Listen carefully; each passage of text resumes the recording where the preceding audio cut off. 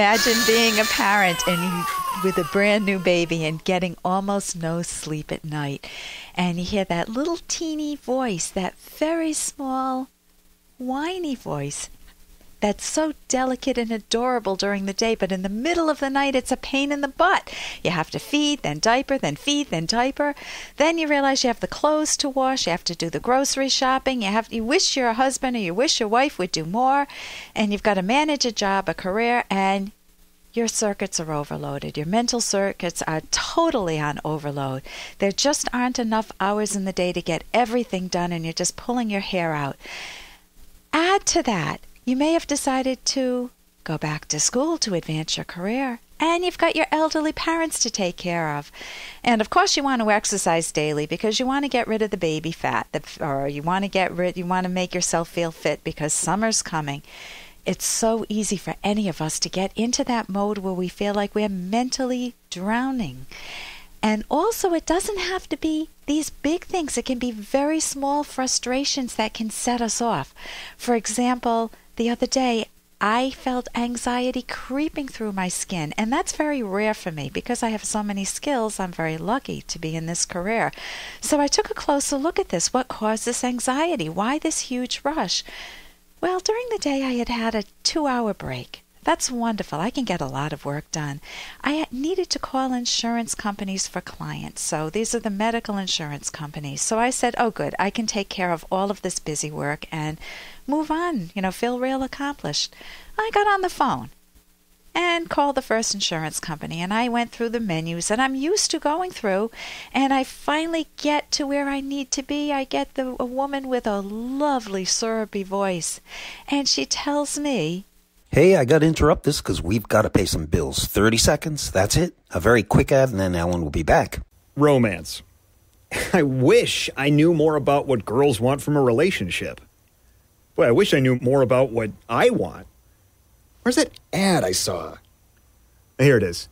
The Selfish Path to Romance, a serious romance guidebook.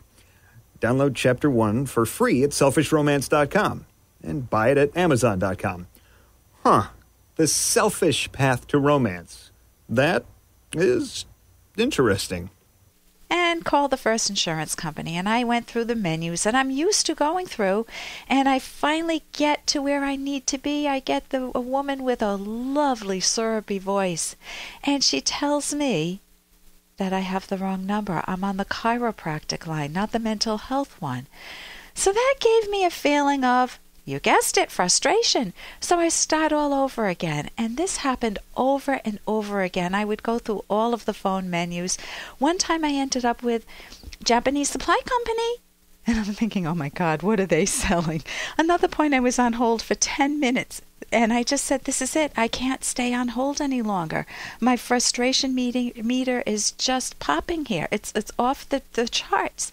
So when you invest so much time to complete something and nothing gets done, you can get amazingly frustrated over really petty stuff. This is not a big crisis in my life. So how do you manage your own mental overload? Each one of us privately needs to have methods to manage overload, mental overload. And we're not taught this. So if you're screaming to yourself, I just can't handle it anymore.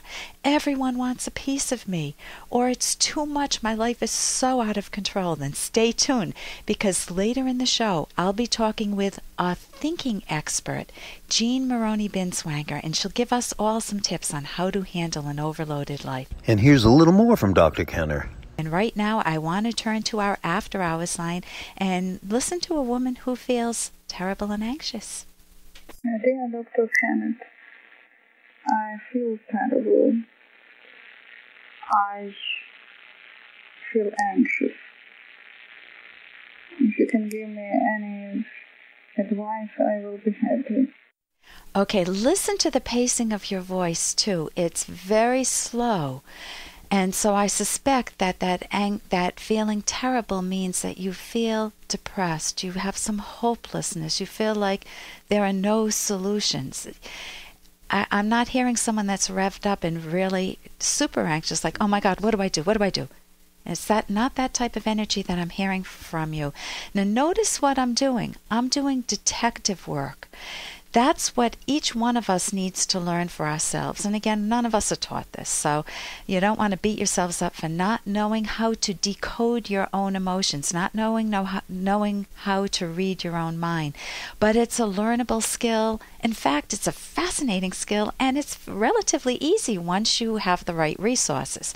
So many of us say, I feel terrible, I feel anxious, and I don't know why. I just don't know why.